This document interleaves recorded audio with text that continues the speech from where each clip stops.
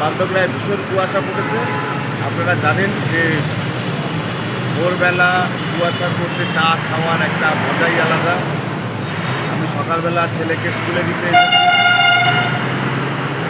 এবার ফেরার পথে আমরা প্রতিদিন হচ্ছে স্মিতা ফাস্টফুড, এটা হচ্ছে বিহার মোড়ে আমাদের এখানে যে চায়ের দোকান।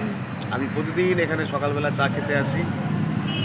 যদি আপনারাও চা খেতে চান, ভালো চা খেতে চান, তাহলে অবশ্যই আপনারা কিন্তু এখানে আসবেন এবং এখানে এসে চায়ের স্বাদ কিন্তু আপনাদেরকে নিতে হবে।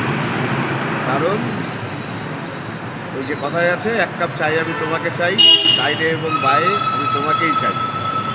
চা ছাড়া যেমন আমাদের উত্তরবঙ্গের মানুষ যেমন মানুষের চলে না, ঠিক তেমনই আমরা এই যে এত ঠান্ডা পড়েছে এবং আগামীতে আরও ঠান্ডা পড়বে, আপনারা সকলে দল বেঁধে চা খেতে আসুন।